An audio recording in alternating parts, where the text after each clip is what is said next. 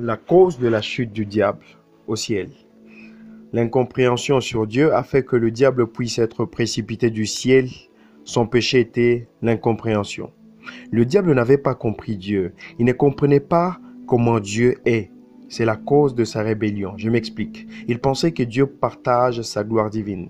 Il ne comprenait pas quoi qu'étant devant le trône. Il pouvait voir l'Ancien de Jours assis sur le trône, sur le grand trône de toute puissance et gloire, qu'ils avaient obligation d'adorer par de cantiques. Et sur terre, ils pouvaient voir le Dieu créateur, un autre au même moment qui créait la terre. Il n'y a pas de Dieu, il n'y a qu'un seul Dieu. Et cela troubla le diable qui pensait que Dieu était un, pas deux ni trois. Comme deux anges c'est à ce point que les anges ne pourront jamais comprendre Dieu. Eux sont seulement esprits, mais Dieu n'est pas égal à un ange. Il ne reste pas seulement esprit. Il est sous trois formes. Dieu le roi, l'ancien de jour, est invisible, même aux yeux des anges. Et c'est le Saint-Esprit qui siège sur le trône, celui qui a tout créé, qui a tout créé sur terre avait un nom durant la mission de la création. Merci Jésus. Comme dans l'univers, il n'y avait pas encore aucun humain, ce Dieu qui a tout créé s'appelait Ange de l'Éternel, qui veut dire tout simplement serviteur du Dieu suprême. Sa nomination poussa au diable de penser qu'il était un ange, comme eux les anges. Or que c'était un Dieu d'une même égalité d'avec celui qui siège sur le trône et d'une même qualité et égalité d'avec celui qui est invisible suprême. J'entre en détail. Sur le trône de toute puissance et de toute gloire siège le Saint-Esprit. Et sur terre, l'ange de l'Éternel était en train de crier. Et d'un coup, l'on sonne à des trompettes. Silence, silence dans le ciel. Et une voix de tonnerre vient de l'invisible pendant que Satan et sa chorale cessent de chanter et d'adorer. Le diable avec sa chorale ont regardé sur terre et ont vu Dieu qui construit. Et dans le ciel, il y a un calme, le Saint-Esprit assis sur son trône. Et Dieu invisible qui parle depuis l'invisible. Ils se sont troublés face à ce spectacle. C'était ainsi jusqu'à ce que la création terrestre prit fin. Et l'ange de l'Éternel eut fini son œuvre et rentra siéger sur le même trône où il y a le Saint-Esprit, qui est son trône éternel. Il y entra et prend place. Le diable lui pensait qu'il était un ange quand il les voit assis sur le trône du Saint de Saints.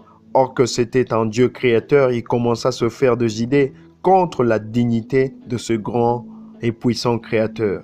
Et Dieu le chassa du ciel. 2. Le diable ne comprenait pas l'humilité de ce Dieu.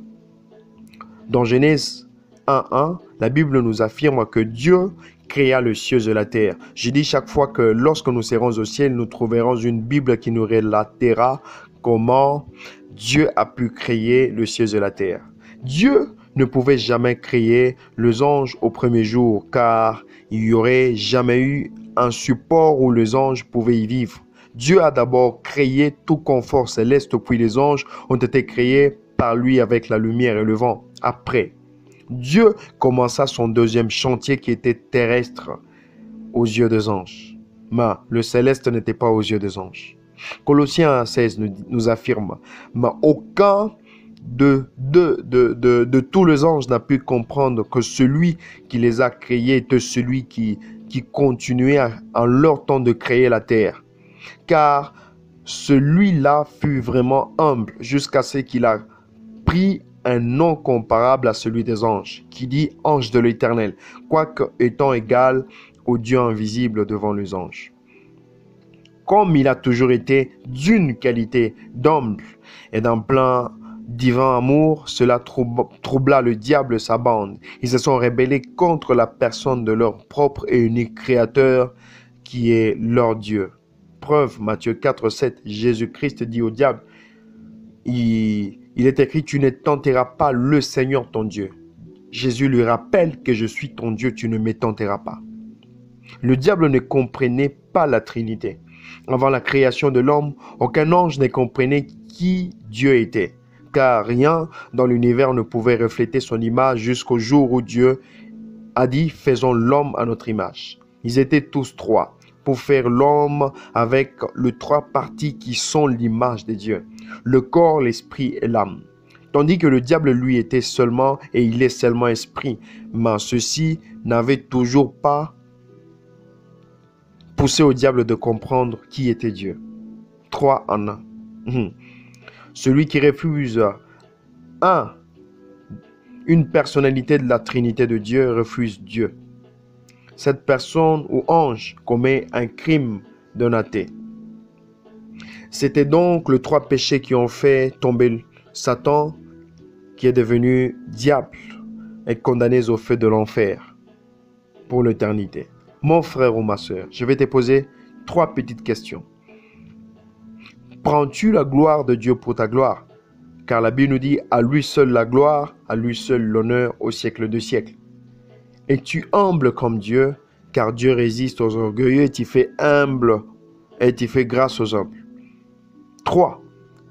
Crois-tu au Seigneur Jésus-Christ comme Créateur et Sauveur? Si tu ne crois pas, tu rejettes Dieu et tu rejettes aussi ton salut. Ne sois pas comme le diable. Ne sois jamais pas comme Satan. Fais un bon choix pour ton éternité. Et si tu es un vrai chrétien, fais de toutes les nations ses disciples en les baptisant au nom du Père, du Fils et du Saint-Esprit. Notez bien, c'est au nom au singulier, pas au nom au pluriel. Du reste, que Dieu vous bénisse abondamment. Réveil pour l'enlèvement. Amen.